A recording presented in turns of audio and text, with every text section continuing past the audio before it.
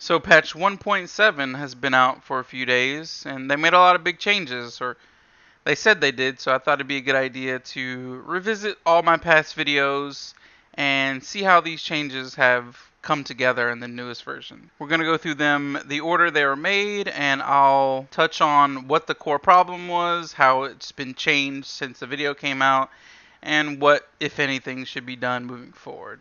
So we're going to kick things off with my personal favorite, Striker AC.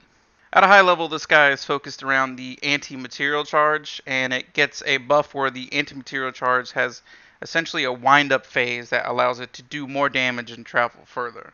He has a ton of problems, but I think you can drill it down into four major issues.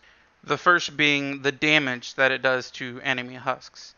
Now, it's hard to cast judgment on damage without knowing the original design intent. It's possible that the ability isn't intended to do a lot of damage to enemies, but I can point out a contradiction within the design. And that being that if the ability doesn't do enough damage fully charged to kill a single husk, it makes it pretty useless in combat. And if it's meant to be pretty useless in combat, then why does it get two perks that increase the damage it does to enemy husks? The next big problem is the impact it does to enemies. This is pretty simple. The tooltip says it should knock back smaller enemies. I'm not sure what smaller enemies are, but it doesn't knock back any enemies. So that's pretty clearly not working as intended. The next major problem is that it does too much damage to structures. So why is that a problem? Well, he gets perks to increase the damage to structures, and they're completely unnecessary because every Outlander with every anti-material charge, whether it's buffed or not, does enough damage to one-hit any structure you encounter. So the last issue, and probably the most important one, is the unreliability nature of the animation. For a bit of clarification on the problems with the animation, I have a bunch of footage here, and you can see that basically, I don't know, 8 times out of 10, this ability glitches out and doesn't work as intended. It will very frequently cancel in the startup phase and not even actually fire. And when it does fire, sometimes it guides you the wrong way, sometimes it doesn't go in a straight line. But more importantly, it doesn't often travel 2 tiles if you hit anything. In fact, I don't think it's ever traveled 2 tiles if I collided with something along the way. In 1.7, he got a good amount of changes. I think about 3 lines in the patch notes called him out specifically, dealing with his anti-material charge animation. Unfortunately, none of those changes seem to have actually worked, as the ability's animation is just as bugged, if not more unreliable than it was before. But on the upside, the damage did carry over from the new ability damage change, as well as fixing the problem with the skill not charging and doing more damage as it charged. So now if you fully charge the ability and hit an enemy on your level, you're going to do decent damage. You might even be able to kill it. So how do we address these issues moving forward? Well, starting with the damage to enemies, I think the damage should be high enough so that it's relevant in combat.